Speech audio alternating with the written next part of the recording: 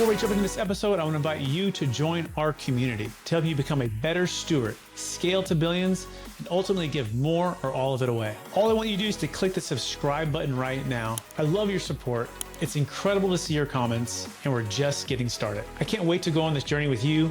Thank you so much for subscribing. It means the world to me. Welcome to the Build to Billions podcast, where we guide successful entrepreneurs and investors on their journey from millions to billions. We believe that the key to scaling and compounding your wealth and life starts every single day with the mindset and practice of stewardship over ownership and applying billionaire biblical principles. Our ultimate goal is to help you scale, compound your wealth and life so you can give more or all of it away to help MVPs. My name is Brett Swartz, and today I'll be your host. I'm excited about our next guest. We're going to be talking about entrepreneurship. We're going to talk about leadership, life, scaling companies, maybe even dip into AI and a number of other types of interesting topics in today's conversation. I'm excited about our guest. He is a serial entrepreneur with over 30 years of experience, several 8- and 9-figure business exits, and a passion for helping others create lives of financial independence, meaning, and balance. Please welcome to the show with me, Mr. David Guttman. David, how are you doing?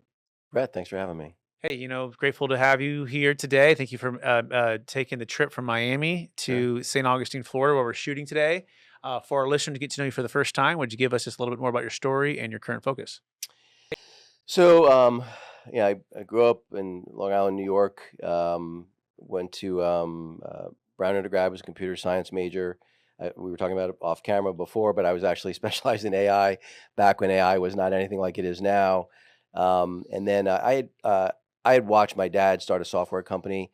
He effectively had written kind of like the first AI. It was like computer programs that wrote other computer programs when he was in his late 20s, and it eventually IPO'd. And I saw him get, ultimately, he still did fine, but he got pushed out of his company, lost control of his company. And so I always knew I wanted to be an entrepreneur. So I did software development and managed software developers for a few years, went back and got my MBA. And the reason I did that was I wanted to learn from my father's mistakes. What I've learned was it's okay to be bad at things in business, but it's the kiss of death to think you're good at something you're bad at. So I wanted to make sure that I knew enough about every functional area of business that no one could ever bullshit me about anything. I didn't have to necessarily be an expert in it, but I need to know enough about whether it was HR, operations, finance, accounting, strategy, whatever it might be, that I would know enough that I couldn't at least be bullshitted.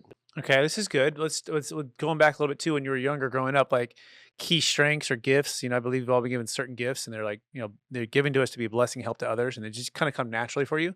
What are you would say the 1 or 2 super strengths or superpowers you feel like you have, and how does that help how you help and bless people today? So I would say that, and we talked about this off camera also, my parents were very young when they had my older brother. I think they were 18 and 19. And very young when they had me, I think 22 and 23. So they were kids themselves practically. But with all that being said, they did a terrific job in many areas. But one area in particular was they always convinced me throughout my life that I could do anything I set my mind to. So I think having parents that were genuinely supportive of whatever I wanted to do, and I didn't actually figure this out until 7th grade, but I was severely dyslexic. I was tested at a 3rd grade reading level in 7th grade. But again, my parents got it diagnosed, figured out what it was, got me some help, and I went from a 3rd grade reading level to a 9th grade reading level in 3 months.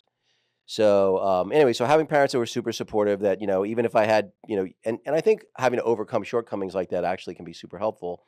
But maybe the most impactful thing, and I think, my superpower, if I have one, was, when I was, you played college basketball, I was a college wrestler, and I joked that I had a t-shirt that said, I'd rather wrestle and lose than play basketball, which was a complete lie.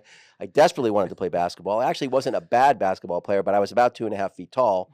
And so in 7th grade, I wanted to go out for the basketball team. My dad's like, absolutely not. You're going out for the wrestling team. You don't have a choice.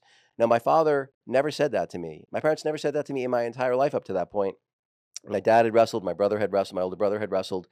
And so it wasn't an option. And wrestling changed the entire course of my life. And what it taught me, because what's unique about wrestling above any other sport, certainly through middle school and high school, is if you give me a kid in 7th grade, and I don't care what's true about that kid, dumb, smart, slow, fast, tall, short, skinny, fat, doesn't matter. So if you like this little short clip of the interview I just did, click over here to watch the full interview. And please don't forget to subscribe. Thanks so much, everybody.